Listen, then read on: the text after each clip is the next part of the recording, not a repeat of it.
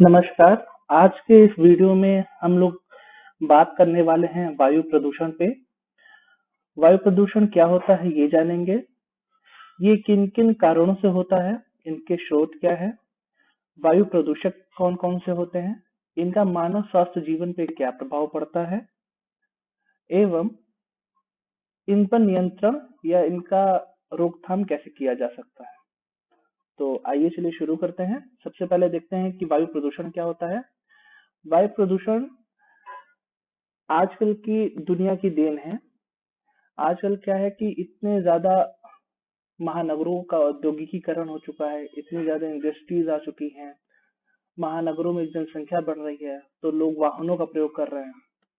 तो इन सब से निकलने वाला जो धुआं है, जो मानव निर्मित है, ठीक है, तो इन सब से निकलने वाला जो धुआं है वो अल्टीमेटली जाके हमारे एनवायरनमेंट में मिलता है, जिसके कारण ये सारी जो गैसें हैं, जो जहरीली गैसें हैं, ये वायुमंडल में उपस्थित गैसों के साथ मिक्स होके हमारे सांसों के द्वारा हमारे फेफड़ों तक जाती है और हमें नुकसान पहुंचाती हैं।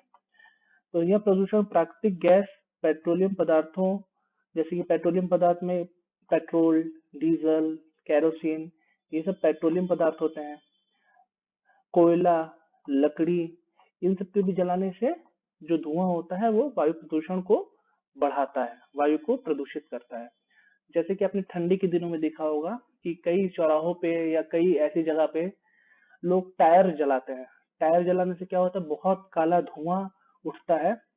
और टायर बनाते समय जितने भी केमिकल का इस्तेमाल होता है टायर को अच्छा और मजबूत बनाने के लिए, कि वो ज्यादा समय तक चल सके, वो टायर में हमें विद्यमान रहते हैं। और जब टायर जलता है तो ये क्या करते हैं, ये केमिकल धुएं के रूप में वायुमंडल में मिल जाते हैं और फिर हमारे सांस के द्वारा हमारे फेफड़े में आते हैं और नुकसान पहुंचाते हैं।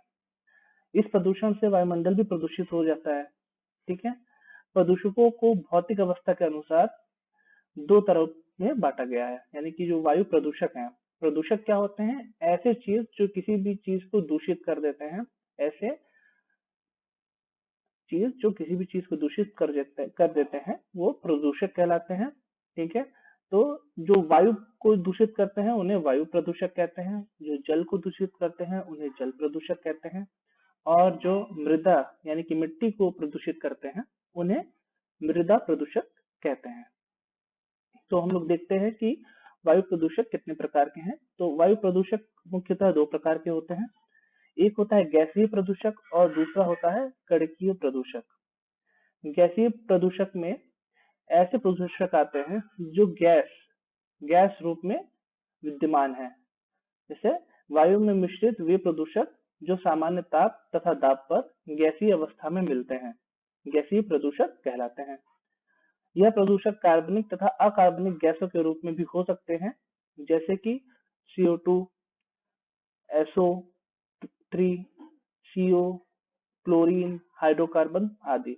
अब कार्बनिक से मतलब है यहाँ पे कि जिसमें कार्बन, जिस गैस में कार्बन पाया जाता है, और अकार्बनिक से मतलब है जिसमें कार्बन नहीं पाया जाता, जैसे कि SO3 या SO2 जो सल्फर डाइऑक्साइड होता है, या NO2 जो नाइट्रोजन ऑक्साइड होता है, इसमें कार्बन नहीं पाया जाता है, ये अकार्बनिक गैसें हैं। ठीक है। फिर बात करते हैं कि कणिकीय प्रदूषक क्या होता है। कणिकीय यानी कि जिसमें कि कण पाए जाते हो, ठीक है, पार्टिकुलेट्स पाए जाते हो, पार्टिकल्स पाए जाते हो, कण पाए जाते हो, उन्हें कणिकीय प्रदूषक कहते हैं।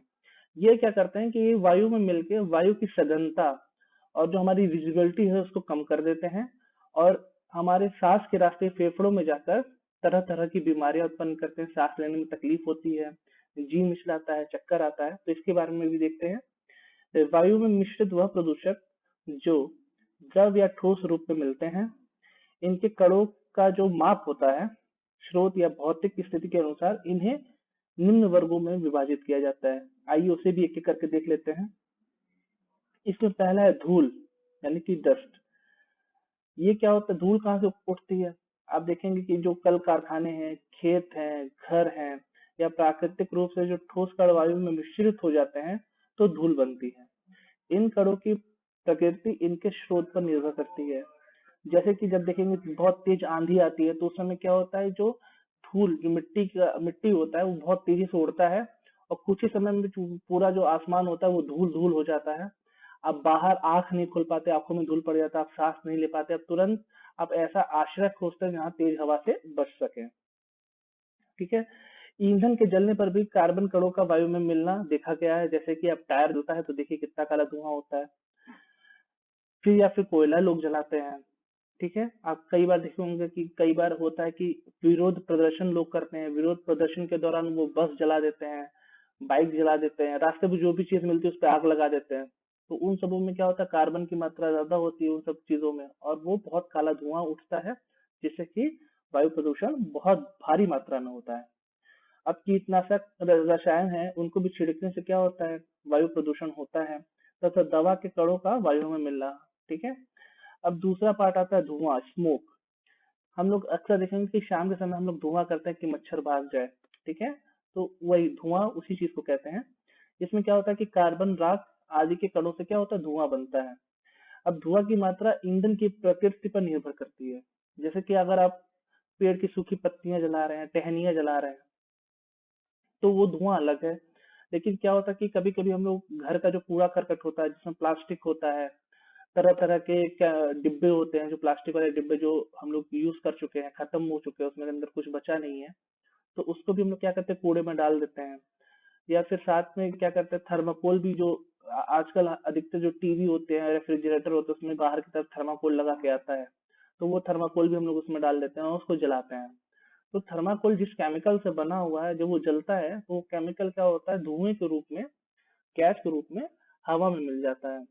और जो प्लास्टिक होता है उसको भी जलाने पे देखिए कितना विषैला धुआं निकलता है, क्योंकि प्लास्टिक का जो विषैला धुआं है उसकी महक भी हम लोग को नहीं बर्दाश्त होती है, और ये बाद में जाके हम लोग को बहुत नुकसान करता है। अब बात करते हैं धूम, फ्यूम्स। फ्यूम्स होते हैं कि विभिन्न क्रियाओं जैसे आसवन, कैल्सिनेशन में वाष्प संघनन के फलस्वरूप ठोस कण बनते हैं, जिन्हें फ्यूम्स कहते हैं। धुंध, स्मॉग।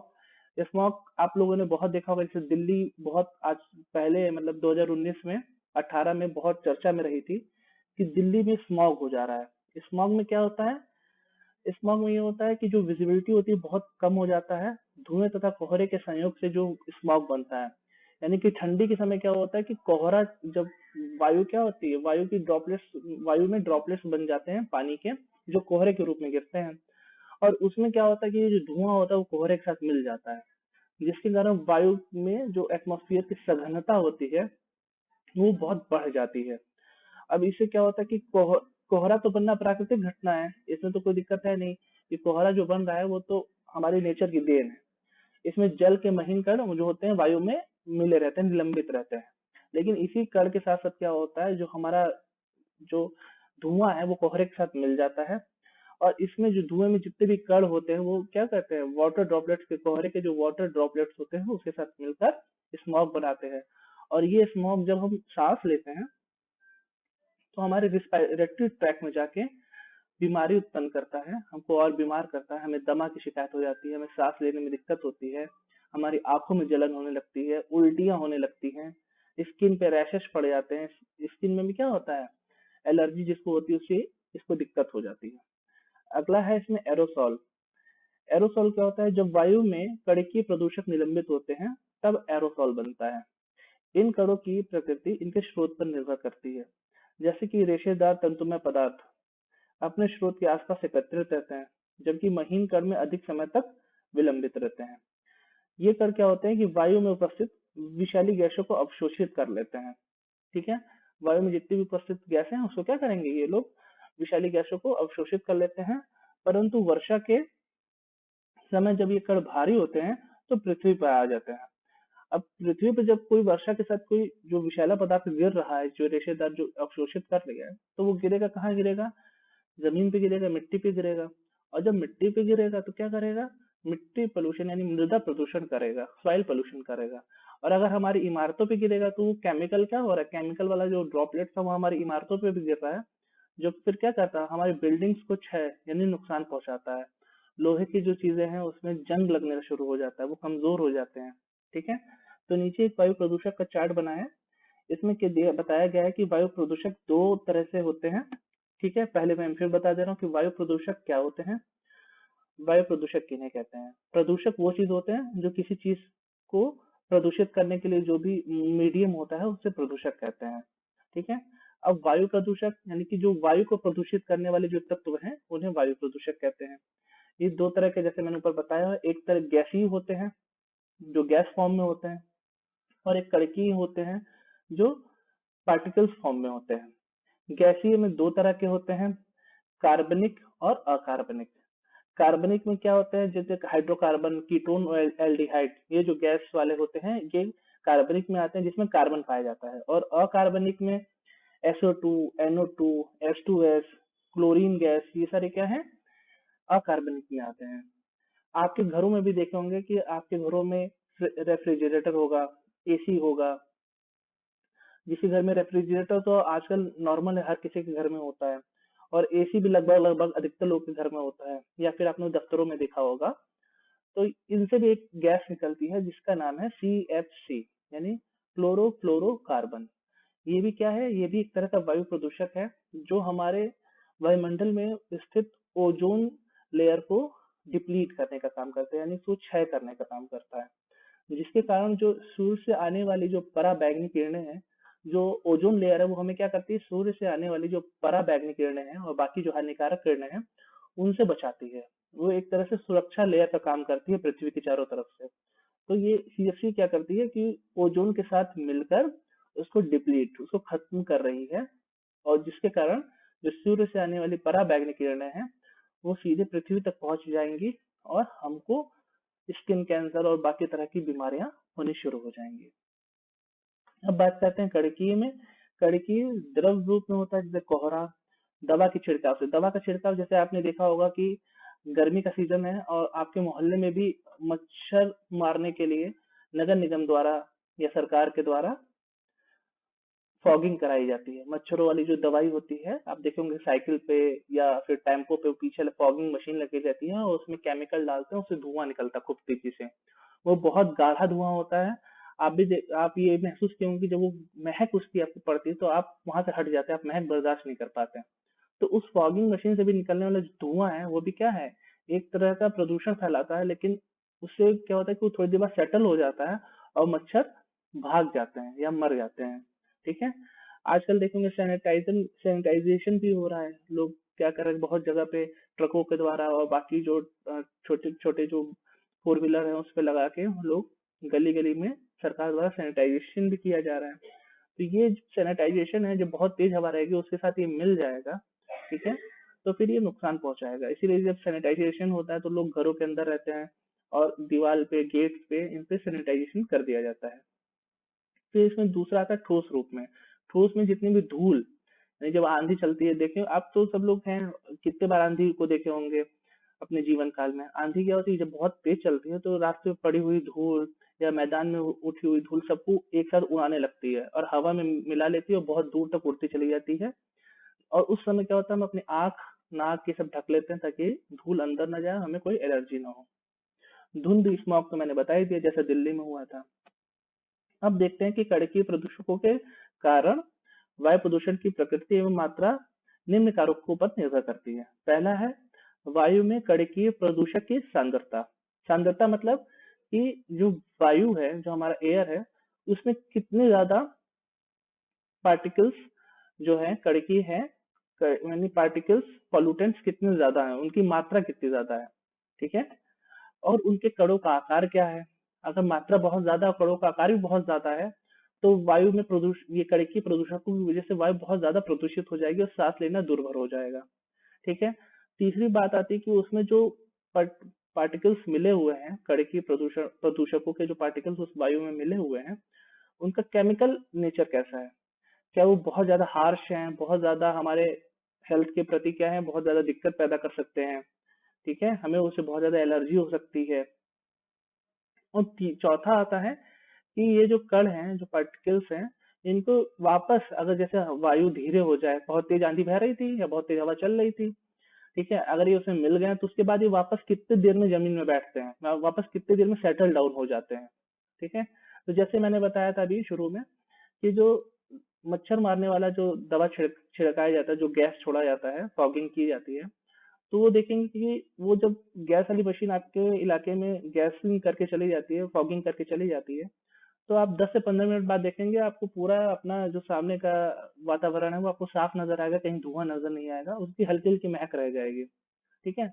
लेकिन जो स्मॉग होता है वो क्या होता है, वो जब कोहरे के साथ मिल जाता है तो वो ऑल डे लॉन्ग उस तरह बना रहता है, 3-4 दिन तक बना रहता है, वो हटता नहीं है।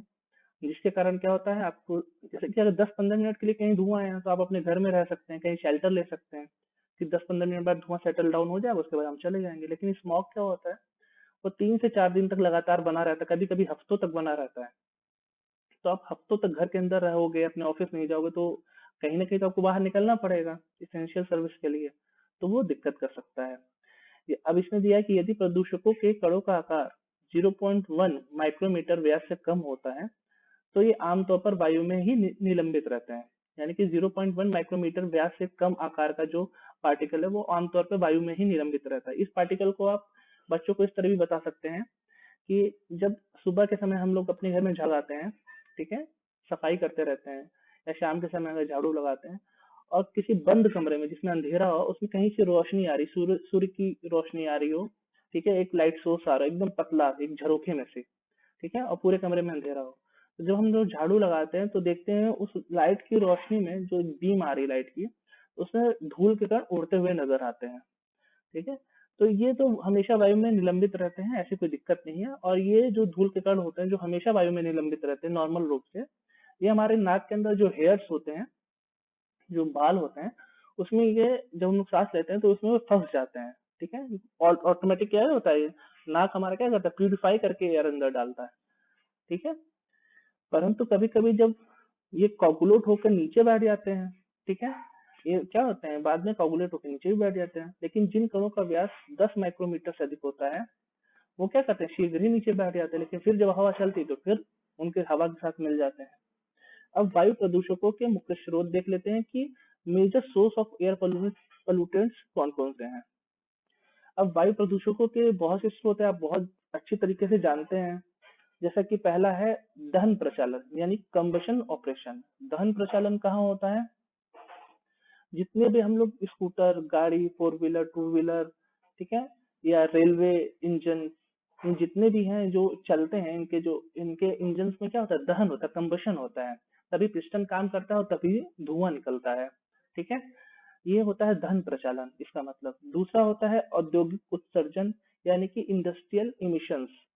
जैसे कि मान लीजिए कोई फैक्ट्री है, चमड़े की फैक्ट्री है, या चप्पल बनाने की फैक्ट्री है, या इस्पात की फैक्ट्री है, या फिर आप ट्रेन से जाते होंगे तो आप ईंट का भट्ठा देखे होंगे। ट्रेन से कहीं भी आप सफर करिए तो आपको कहीं भी कभी कहीं कहीं गांव में दिख जाता है ईंट के भट्ठे। तो उसमें भी देखिए चिमनी बनी होती है, उसमें बहुत, अगर वो चल रहा होता है, उस समय काम उस पर चल रहा होता है, तो क्या होता है, ढेर सारा धुआं निकलता है। क्योंकि ईंट को क्या, मिट्टी को क्या करते हैं, साइज ईंटे का बना के उसको ईंट के भट्टे में तपाते हैं आग में, और उसमें ढेर सारा ईंधन डालते हैं, जिससे बहुत ढेर सारा धुआं भी क्रिएट होता है जो वायुमंडल में जाता है। तो ये हो गया औद्योगिक उत्सर्जन। सामाजिक क्रियाकलाप यानी कम्युनिटी एक्टिविटीज में आता है कि हम कोई जितने भी, जैसे हम लोग दिवाली पे पटाखे बम का इस्तेमाल करते हैं, अपना शादी वादी या पार्टी समारोह में भी पटाखे बम का इस्तेमाल करते हैं, तो ये क्या करता है, धुआं से वायु प्रदूषण भी होता है और साथ साथ जिससे नॉइस पोल्यूशन भी होता है। फिर आती है व्यक्तिगत आदतें। जैसे कि किसी व्यक्ति को आदत है सिगरेट पीने की, किसी को चिलम पीने की, ठीक है, ये लोग क्या करते हैं, आप देखेंगे पब्लिक प्लेस में आजकल तो मना है लेकिन लोग तब भी पीते हैं। और जो नहीं पीता है, जो जिसको ये बिल्कुल नहीं पसंद है, उसके लिए बहुत दिक्कत हो जाती है उस समय। ठीक है। अब यानी इन्वायरमेंटल रेडिएशन यानी पर्यावरण विकिरण, यानी कि जैसे जंगलों में आग लग जाती है, अभी पिछले साल ऑस्ट्रेलिया के जंगलों में बहुत भीषण आग लगी थी गर्मी के कारण, तो उसमें भी क्या होता है, बहुत ढेर सारा धुआं उठता है। ठीक है। तो अब बात करते हैं इसमें पहला दहन प्रचलन यानी कि कम्बशन ऑपरेशन के बारे में। अब इनके देखिए मुख्य स्रोत क्या है, तापीय बिजली घर, दूसरा है वायुयान, तीसरा है मोटर वाहन, और चौथा है कोयले का दहन। ठीक है। इन सभी में क्या है, पेट्रोलियम पदार्थों का यूज किया जाता है। अब दहन प्रचलन से तात्पर्य है कि क्या, कोयला, लकड़ी तथा पेट्रोलियम पदार्थ जैसे कि डीजल, पेट्रोल, मिट्टी का तेल के दहन से है। दहन शक्ति का उपयोग घरेलू कार्यों, उद्योगों तथा वाहनों को चलाने में किया जाता है। अब ये जो स्वचालित वाहन है, बड़े महानगरों में वायुमंडल का 60 से 65% प्रदूषण वाहनों से निकलने वाले धुएं के कारण होता है। आप देखे होंगे इस लॉकडाउन के दौरान आपने खुद महसूस किया होगा कि आपको आसमान काफी क्लियर नजर आता है, जो वायु है वो काफी साफ है। आप दिन के समय में भी जब आप सांस लेते हैं तो आपको लगता है कि फ्रेश एयर आपको मिल रही है। ऐसा क्यों है? क्योंकि लॉकडाउन के दौरान सभी जितने भी यातायात के साधन है सब बंद है, सब लोग अपने घरों में हैं। तो इसके कारण वाहन भी कोई नहीं चला रहा, वाहन भी अपने अपने घरों में सब लोग खड़ा कर रखे हैं, उनका यूज नहीं हो रहा है, तो उससे निकलने वाला धुआं भी नहीं हो रहा है, तो हमारी जो एयर है वो एकदम प्यूरिफाई हो रही है धीरे धीरे। ठीक है, वो धीरे धीरे क्या हो रही है, प्यूरिफाई हो रही है और हमें वो एयर की क्वालिटी अच्छी वाली मिल रही है। ठीक है, तो ये आप लोगों ने बहुत अच्छे से देखा होगा और इसको महसूस भी किया होगा। अब इसमें क्या है, जिनमें से अनेक प्रकार के वायु प्रदूषक होते हैं, जैसे कि जेट हवाई जहाजों से तथा रेफ्रिजरेटर आदि से एरोसोल का विमोचन होता है। ये क्लोरोफ्लोरोकार्बन, जैसे मैंने पहले बताया था अभी पिछले जो मैं पॉइंट पर बात कर रहा था सीएफसी के बारे में, क्लोरोफ्लोरोकार्बन। ठीक है, ये बहुत गंभीर हानि पहुंचाता है ओजोन लेयर को, वो भी मैंने बता चुका है, उसका दोबारा से यहाँ डिस्कस नहीं करेंगे। फिर आता है इंजनों से उत्पन्न वायु प्रदूषकों में कार्बन मोनोऑक्साइड, सीओ। अब कार्बन मोनोऑक्साइड क्या होता है? ये समझिए कि कार्बन डाइऑक्साइड का एक छोटा सा भाई है, बहुत दुलारा प्यारा। आपके घर में जैसे दुलारा छोटा भाई भाई होता है, आप उसको बहुत दुलार प्यार करते हैं अपने घर के। ठीक है, तो ये उसी तरह का एक छोटा सा भाई है। ये क्या करता है, आपको मालूम है कि ऑक्सीजन होता है, ये हीमोग्लोबिन से रिएक्ट करता है और हीमोग्लोबिन के साथ बंध के हमारे पूरे शरीर में पहुंचता है।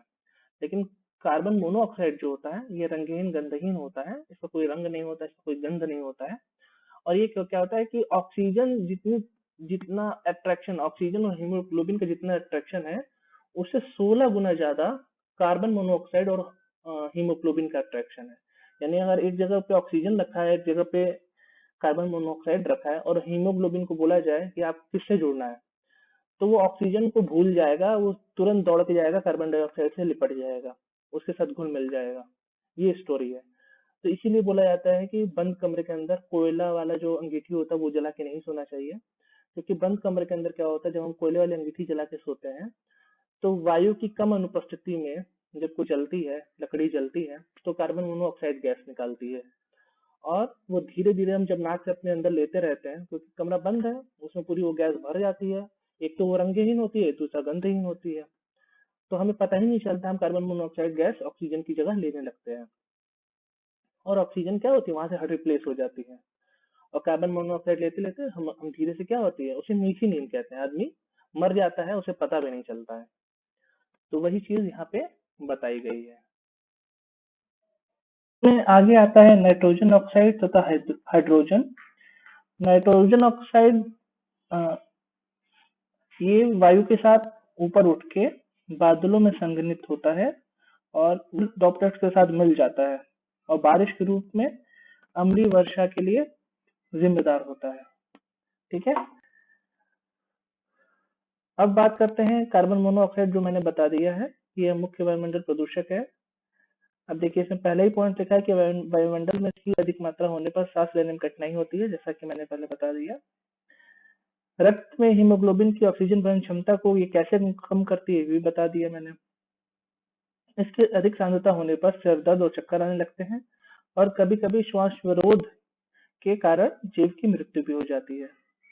हाइड्रोकार्बन में इसमें बेंजोपायरिन प्रमुख है। ये क्या करता है कि इसे फेफड़ों को हानि पहुंचती है तथा ये कैंसर उत्पन्न करता है। ठीक है, लंग कैंसर को उत्पन्न करता है। नाइट्रोजन के ऑक्साइड क्या काम करते हैं, ये फोटोकेमिकल स्मोक बनाते हैं। ठीक है, और ये क्या करते हैं कि ओजोन को डिप्लीट करने का काम करते हैं, जिससे और ओजोन जब डिप्लीट होती है तो सूरज की जो परा बैगनी किरणें हैं, ठीक है, ये पृथ्वी तक आना इनको आसान हो जाता है और हमारे शरीर को लग के ये हमारे शरीर को नुकसान भी पहुंचा सकती है। और नाइट्रोजन के ऑक्साइड्स के द्वारा मनुष्यों के श्वसन श्वसन तंत्र, यानी कि जैसे दमा हो गया, अस्थमा हो गया, इसकी बीमारी हो जाती है।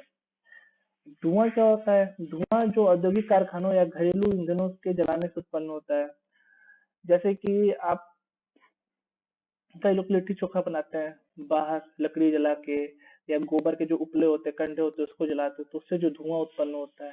फिर कई लोग घर में, जिनके यहाँ पे गैस नहीं है ग्रामीण क्षेत्रों में, वो लोग क्या करते हैं, लकड़ी जला जला के अपना खाना बनाते हैं, तो उससे भी जो धुआं उत्पन्न होता है उससे वायु प्रदूषण होता है।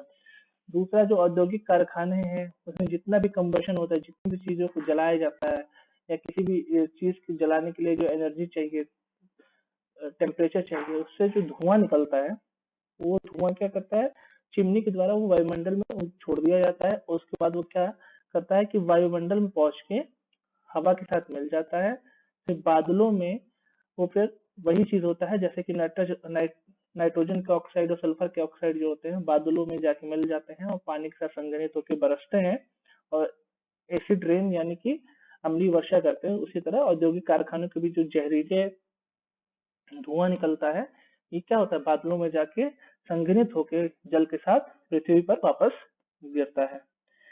अब देखिए, कोयला जो है कि जीवाश्म ईंधन है। जीवाश्म ईंधन क्या होता है, जो कई करोड़ों साल पहले जो जीव जंतु मर गए थे, पेड़ पौधे जीव जंतु, और जमीन के नीचे दब गए थे, तो वो दबने के कारण, बहुत करोड़ों सालों तक जमीन के नीचे दबे होने के कारण, वो किस में बदल गए थे, जीवाश्म यानी फॉसिल्स में बदल गए थे, और उससे जीवाश्म ईंधन बना।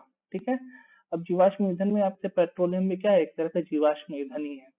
जो कोयला है वो भी क्या है, जीवाश्म ईंधन है, जिसके जलने पर, अब क्योंकि जितने भी जीवाश्म ईंधन है वो जीवित प्राणियों के जमीन के परतों के नीचे यानी भूमि के परतों के नीचे दबने से बने हैं।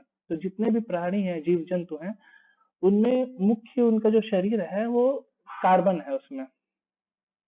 तो इसको जलाने से कार्बन तो निकलेगा ही निकलेगा गैस के रूप में। तो इसको जलाने पर क्या निकलता है, कार्बन डाइऑक्साइड और पानी, ठीक है, और अनेक ऑक्साइडों का मिश्रण। खनिज राख भी निकलता है, जिससे फ्लाई ऐश के रूप में विमोचित होती है। इस प्रकार के ईंधन में मिलने वाले सल्फर के ऑक्सीकरण के फलस्वरूप SO2 यानी कि सल्फर डाइऑक्साइड और SO3 बन सकते हैं, जो पानी के साथ क्रिया करके सल्फ्यूरिक या सल्फ्यूरस अम्ल उत्पन्न करते हैं। और यही सल्फ्यूरस अम्ल या सल्फ्यूरिक अम्ल जब वर्षा के बूंदों के साथ पृथ्वी पर गिरते हैं, तो इसे अम्लीय वर्षा कहते हैं। और इस अम्लीय वर्षा से भवनों को, पेड़ पौधों को, इंसान के जो स्किन है उसको नुकसान बहुत अधिक मात्रा में पहुंचता है। प्रदूषक की रासायनिक संरचना, आकार, प्रकार इसके स्रोत पर निर्भर करते हैं।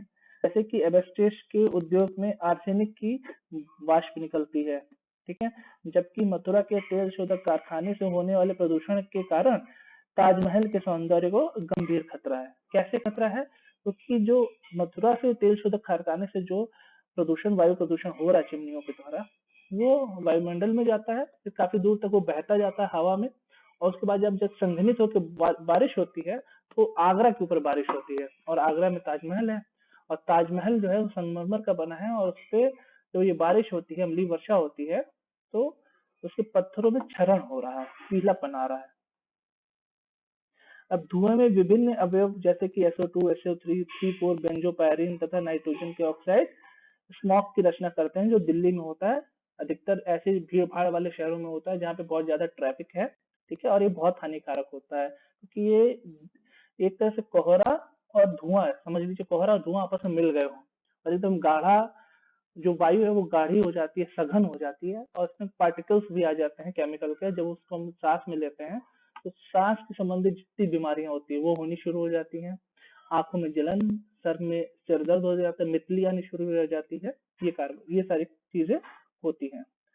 अब बात करते हैं हाइड्रोकार्बन तथा नाइट्रोजन ऑक्साइड। सूर्य के प्रकाश की पराबैंगनी किरणों में की उपस्थिति में क्या कहते हैं, ओजोन तथा परऑक्सी एसिटिल नाइट्रेट, ठीक है, पैन बनाते हैं, और एक्रोलिन जो कि अत्यंत हानिकारक पदार्थ है, ये करते हैं।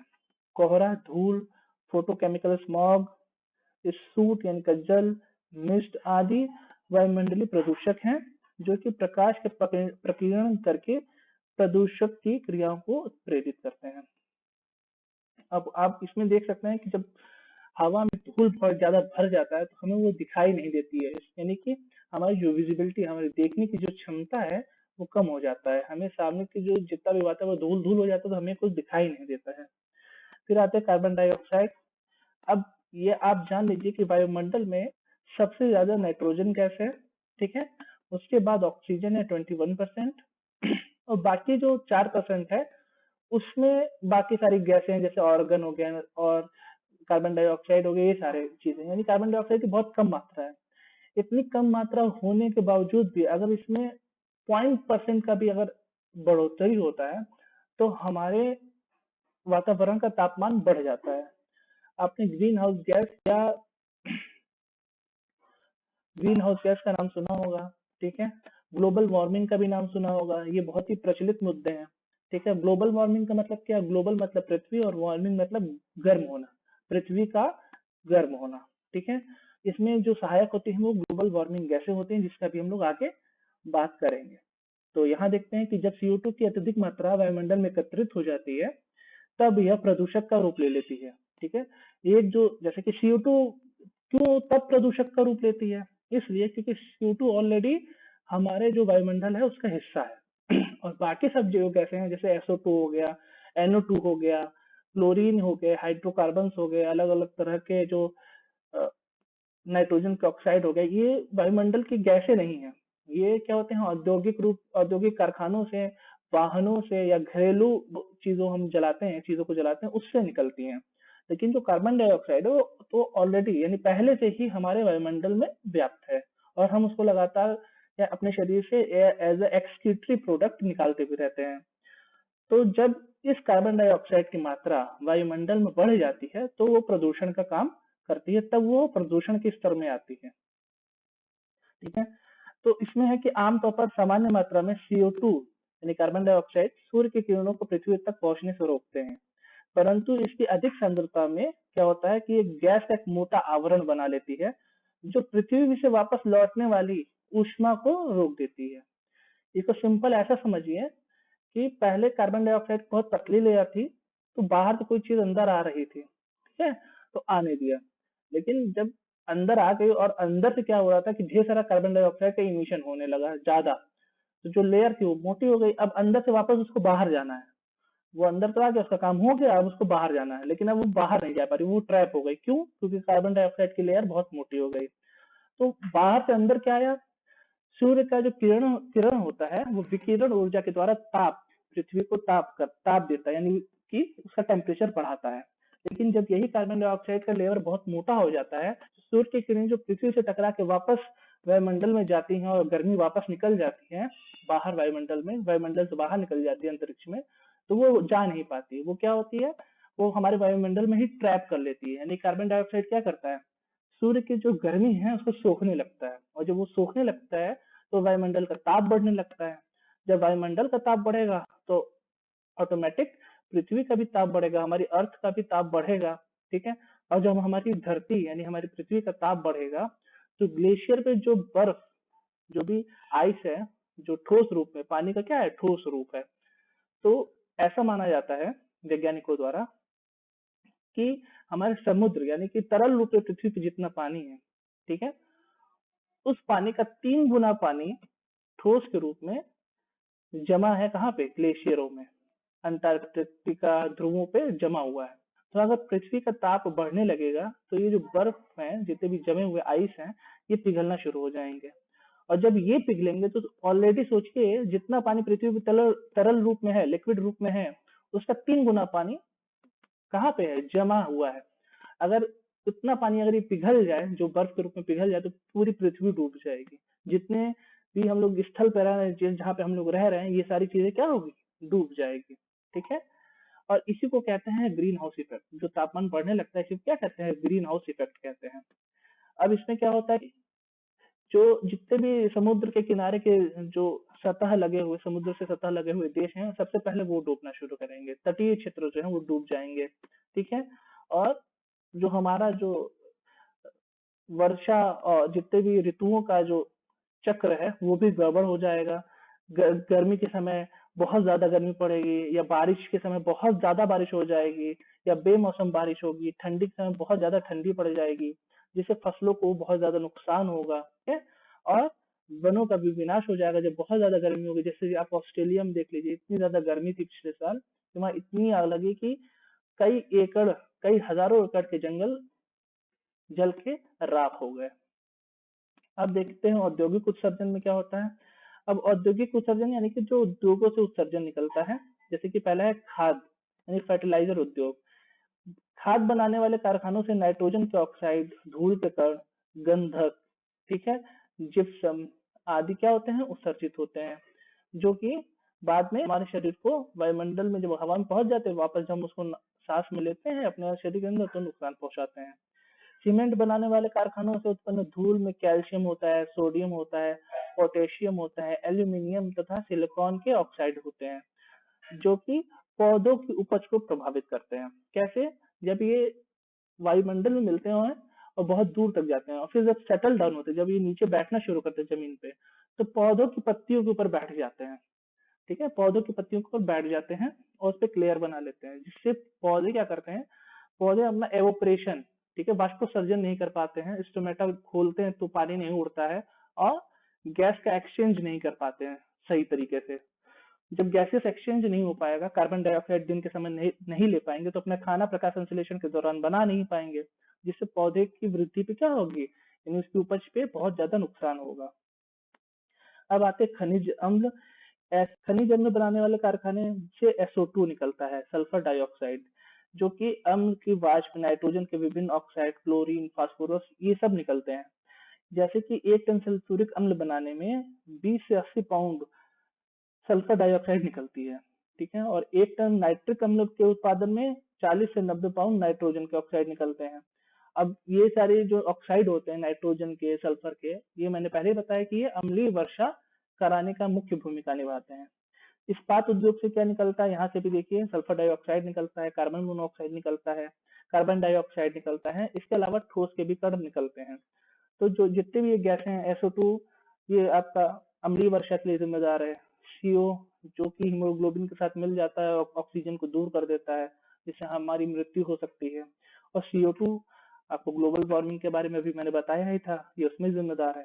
पेट्रो रसायन, ये उद्योग का विकास तीव्र गति से हो रहा है। इसमें से निकलने वाले प्रदूषकों में CO, CO2, अमोनिया, गैसोलीन, तेल तथा ठोस कण होते हैं। ठीक है। अब आते हैं सामाजिक क्रियाकलाप। सामाजिक क्रियाकलाप में क्या होता है कि कम स्थानों में अधिक परिवार के रहने से बहुत ज्यादा वायु प्रदूषण होता है, क्योंकि इसमें क्या होता है कि जहाँ पे भी जो लोग रहते हैं, जैसे हम लोग रहते हैं, हम लोग ईंधन का इस्तेमाल करते हैं, ठीक है, जैसे कि गोबर के उपला जलाते हैं, ठीक है, जिसके कारण क्या होता है, CO2, CO तथा SO2 के जो गैस होते हैं, ये वायुमंडल में मिल जाते हैं। ठीक है, और गाँव में क्या होता है, अधिकतर गोबर, कूड़ा करकट आदि के निस्तारण की सही से व्यवस्था नहीं होती, तो लोग इसको क्या करते हैं, ऐसे ही फेंक देते हैं। फिर बारिश का पानी होता है, डंप हो जाता है, बारिश का पानी होता है, फिर इसमें सड़न और दुर्गंध युक्त, यानी सड़ने से और ज्यादा गैसें बनती हैं, जिससे वायु प्रदूषित होती है। अब क्या होता है कि कम स्थानों में अधिक व्यक्तियों के कारण शोर, वाहनों आदि से प्रदूषण की अधिक समस्या होती है। जैसे कि आप कभी आप रात के 12 बजे मान लीजिए जा रहे हो कहीं, तो आपको पूरी रास्ता खाली मिलेगा, ठीक है, आपको लगेगा कि हाँ कितनी अच्छी हवा चल रही, पूरा रास्ता खाली। लेकिन वही आप शाम के 6 बजे, जो पीक टाइम होता है ऑफिस से निकलने का, या सब लोग जब ऑफिस से घर जाते रहते हैं, उस समय आप निकले तो देखिए कितना उसी रास्ते पे कितना ट्रैफिक रहता है। और उस समय अगर आप ट्रैफिक में फंस जाए तो आपको सांस लेने में दिक्कत होने लगती है, क्योंकि वहाँ सारी गाड़ियां चालू रहती हैं, उनसे धुआं निकलता रहता है, तो सांस लेने में कितनी कठिनाई होती है, तो ये भी एक दिक्कत है। फिर व्यक्तिगत आदतों में मैंने जैसे पहले बताया था, धूम्रपान, साफ सफाई कम करना, अधिक ऊंची आवाज पर टेलीविजन रेडियो चलाना, ठीक है। धूम्रपान से क्या होता है, चारों तरफ के वातावरण में कार्बन मोनोऑक्साइड फैल जाता है, और एरोमेटिक यौगिकों का सांद्रण, यानी कि जो एरोमेटिक होते हैं यानी खुशबूदार, धूम्रपान में यानी कि जो महक वाले होते हैं, सॉरी, खुशबूदार नहीं, महक वाले, जो महक किसी भी तरह की होती है। अब वो महक किसी को अच्छी भी लगती है, जो धूम्रपान करता है वो उसको महक लगती है, जो धूम्रपान नहीं करता है उसे वो महक अच्छी नहीं लगती है। ठीक है। बस, रेलगाड़ी आदि में यात्रा करते हैं, तो उस समय कोई जब धूम्रपान करने लगता है, तो रेलगाड़ी में क्या होता है, सारे खिड़कियां बंद रहती हैं, तो उसी में वो कंपार्टमेंट में धुआं उड़ता रहता है, जिससे बहुत दिक्कत होती है। इसमें और भी आता है, जैसे बीड़ी हो गया, सिगरेट हो गया, हुक्का हो गया। इससे क्या होता है, मानव शरीर का भी नुकसान होता है, और जो पी रहा उसके अलावा उसके अगल बगल वालों का भी नुकसान होता है। अब पर्यावरण विकिरण देख लेते हैं। इसके दो प्रकार होते हैं, एक होता है प्राकृतिक विकिरण और एक होता है मानव द्वारा निर्मित। अधिकतर जो वायु प्रदूषण होता है, जो नेचर द्वारा है, उसको वो तो नेचर बनाई है, वो सोच समझ के करती है, उसमें कोई दिक्कत नहीं है। लेकिन जो मानव निर्मित है वो एकदम बर्बाद कर देता है, वायु प्रदूषण को मतलब बहुत बुरी तरीके से फैला देता है। तो जितने भी नियंत्रण है हम मानवों को ही करने की जरूरत है। तो आइए बात कर लेते हैं प्राकृतिक विकिरण। यह विकिरण प्राकृतिक परिवर्तनों के कारण होता है, ठीक है। जैसे ज्वालामुखी विस्फोट, ज्वालामुखी विस्फोट हुआ तो उस समय जो धुआं निकला, तो वो क्या करता है पूरे वायुमंडल में फैल जाता है। लेकिन ज्वालामुखी विस्फोट के कारण जो उससे उसका क्रस्ट निकलता है, जो गर्म लावा निकलता है, वो आसपास की भूमि को ज- बंजर अगर भूमि हो तो उसको क्या उपजाऊ बना देता है, क्योंकि उसमें सब अच्छे अच्छे खनिज पदार्थ, जो लवण होते हैं, मिनरल्स होते हैं, वो उसमें बाहर आके पृथ्वी पे फैल जाते हैं और वहां की जमीन को उपजाऊ बनाते हैं।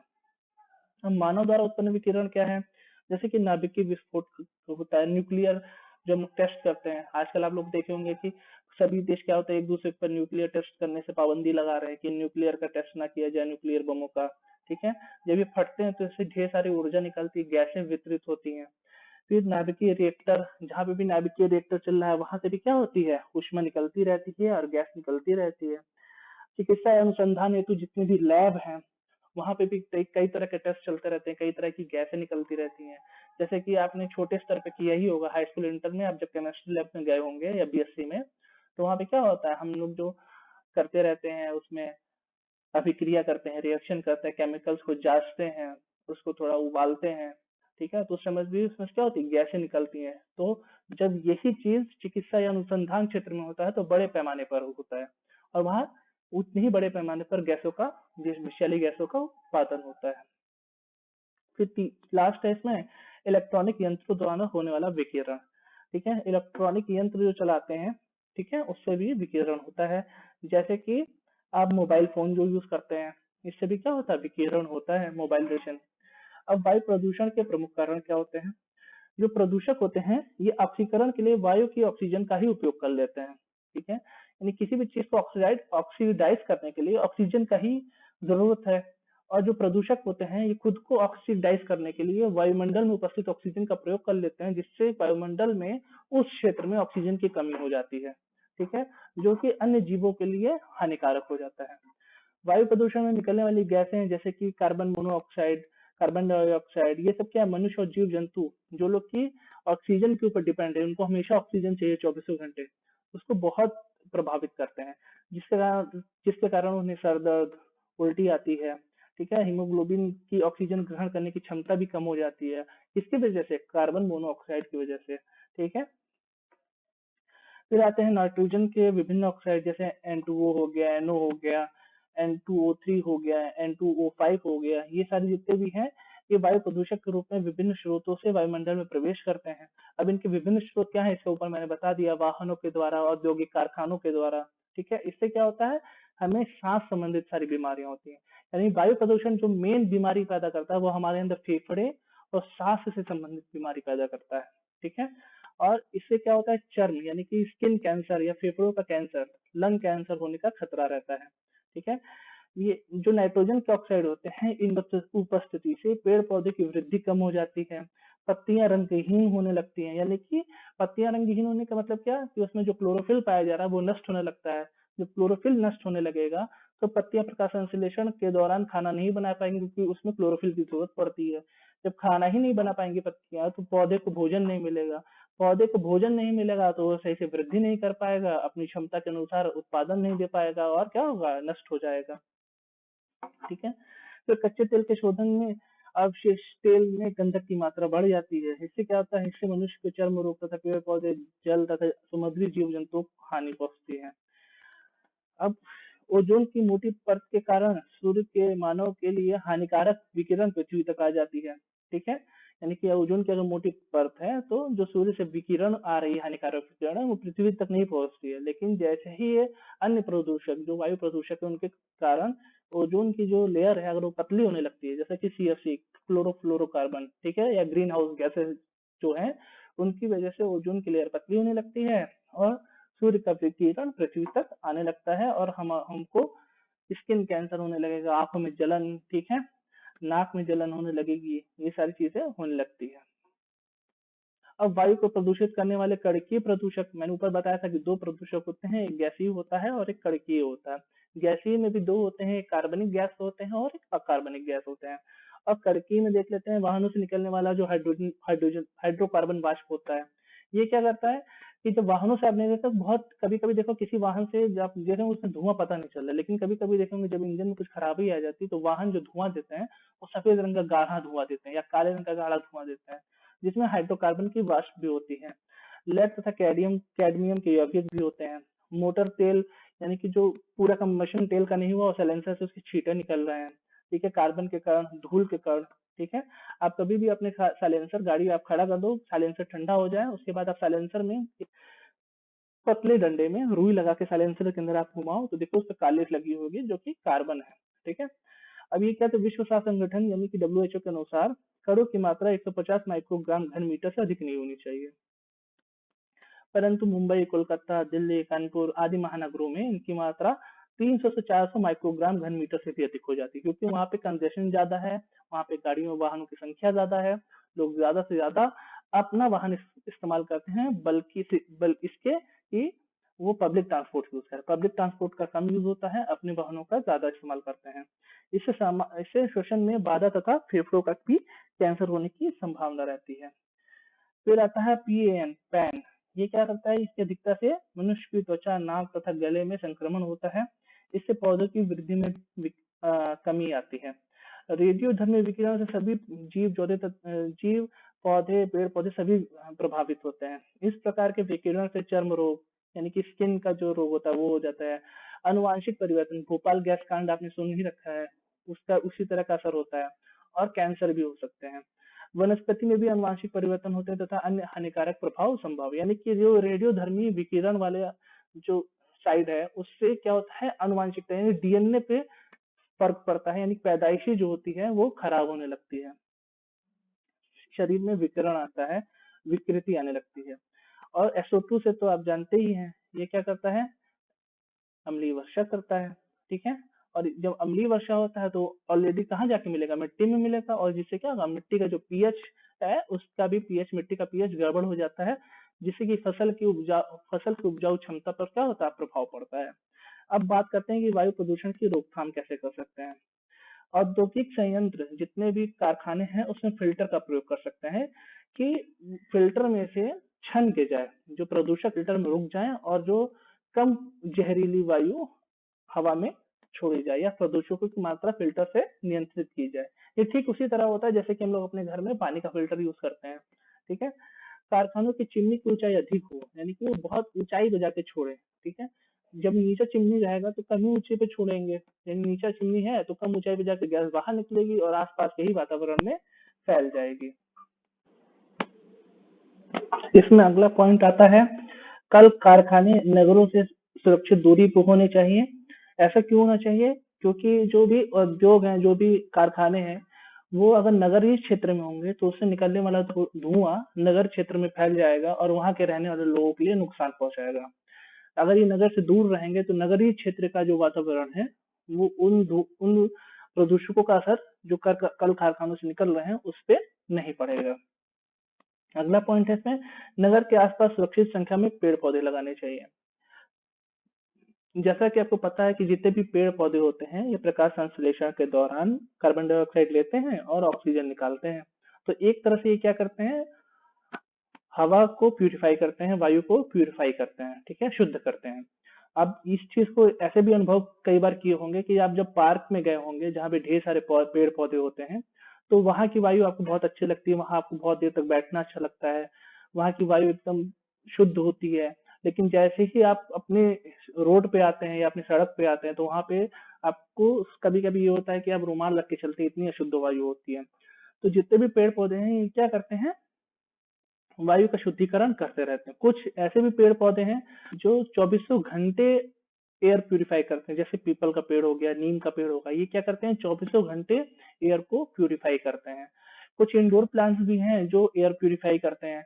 आजकल क्या है कि कई कंपनियां एयर प्यूरिफायर बेच रही हैं महंगे महंगे दामों में, लेकिन हमारे पास ऑलरेडी भारत में इतने अच्छे अच्छे पेड़ हैं, पौधे हैं जो हम इंडोर प्लांट के रूप में लगा सकते हैं, अपने गमलों में लगा सकते हैं, कमरे के अंदर, जो कि क्या करते हैं, एयर को प्यूरिफाई करते हैं, जिसमें आपका पहला ये स्नेक प्लांट है, ये भी एयर प्यूरिफायर का काम करता है। मनी प्लांट भी क्या करता है, एयर प्यूरिफायर का काम करता है। तो आप घर के इंडोर में यानी घर के अंदर भी आप पौधे लगा सकते हैं जो कि एयर प्यूरिफायर का काम करते हैं। अब आता है पांचवा पॉइंट, जिसमें उत्प्रेरक परिवर्तकों परिवर्तकों के उपयोग से वाहनों से उत्सर्जित होने वाले प्रदूषकों को कम किया जा सकता है। पहले देखिए BS3 गाड़ियां आती थी, फिर उसके बाद BS4 गाड़ियां आई, फिर BS6 गाड़ियां आई।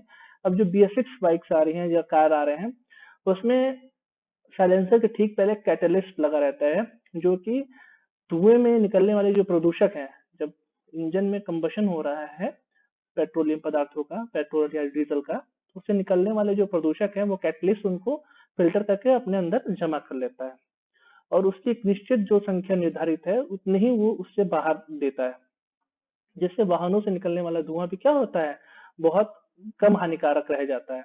और इसकी जगह हम ये भी कर सकते हैं कि हम साइकिल का यूज कर सकते हैं, और इलेक्ट्रिक बाइक का भी यूज कर सकते हैं, और पब्लिक ट्रांसपोर्ट का भी यूज कर सकते हैं, बजाय इसके कि हम अपना खुद का वाहन यूज करें, जिससे कि वायु प्रदूषण में कमी आ सकती है। फिर छठवां है कि साफ सफाई का विशेष ध्यान रखना चाहिए। जो कूड़ा करकट है, जितने भी व्यय मल पदार्थ हैं, इनका निस्तारण बहुत अच्छे तरीके से होना चाहिए, खुले में नहीं रहना चाहिए, इनको खुले में ना फेंकें, जिससे इसमें सड़न पैदा होकर इसमें से जहरीली गैसें ना निकले। ठीक है, तो इनका निस्तारण की समुचित व्यवस्था होनी चाहिए। इसी के साथ मैं अपना ये टॉपिक समाप्त करता हूँ। अगर आपका कोई क्वेरी हो तो आप मुझे कमेंट बॉक्स में पूछें, और अगर आपको ये वीडियो अच्छा लगा हो तो चैनल को सब्सक्राइब करें, शेयर करें और लाइक करें। ठीक है, मिलते हैं अगली वीडियो में। तब तक के लिए जय हिंद, जय भारत।